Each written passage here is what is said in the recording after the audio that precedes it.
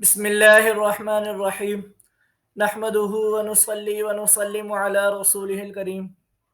ہمارے چینل کو سبسکرائب کریں تاکہ آپ ہماری نئی ویڈیوز سے باخبر رہ سکیں۔ اگر آپ کو ہماری ویڈیوز پسند آئی ہے تو لائک کریں اور ہمیں آگے بڑھنے کا حوصلہ دیں، اور ہمارے چینل کو سبسکرائب کرنا مت بھولیں تاکہ آپ کو ہماری نئی ویڈیوز سب سے پہلے دیکھنے کا موقع ملے۔ ہماری محنت کو دوسروں کے ساتھ شیئر کریں تاکہ زیادہ لوگ اس کا فائدہ اٹھا سکیں، اور آپ تمام لوگوں سے گزارش ہے کہ سبسکرائب ضرور کر دیں۔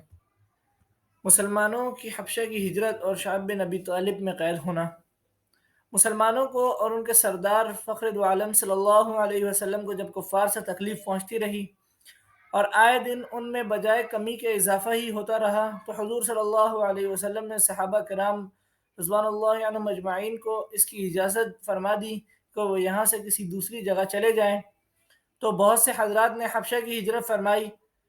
حبشہ کا بادشاہ اگرچہ نصرانی تھا اور اس وقت تک مسلمان نہ ہوئے تھا، مگر ان کے رحم دل اور منصف مزاج ہونے کی شہرت تھی۔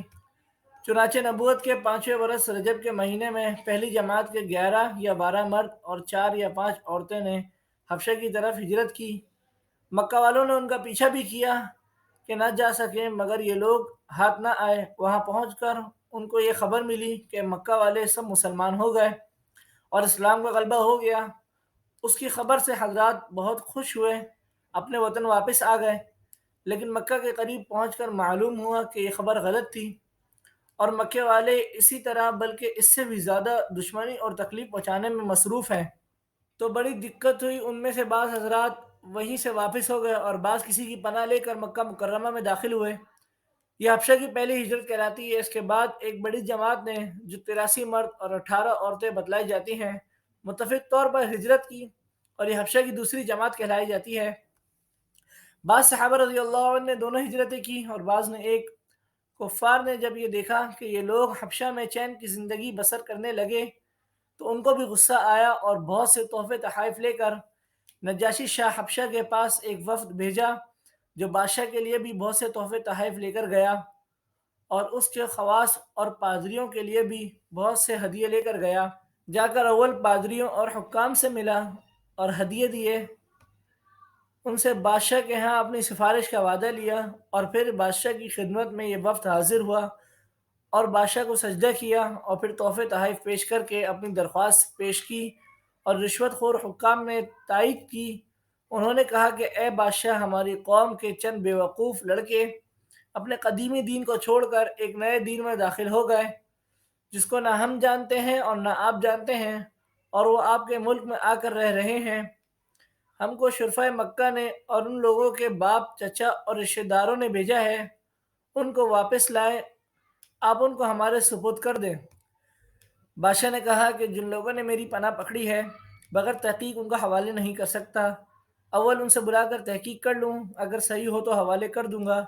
چنانچہ مسلمانوں کو بلایا گیا۔ مسلمان اول بہت پریشان ہوئے کہ کیا کریں گے، مگر اللہ کے فضل نے مدد کی اور ہمت سے یہ طے کیا کہ چلنا چاہیے اور صاف صاف بات کہنا چاہیے۔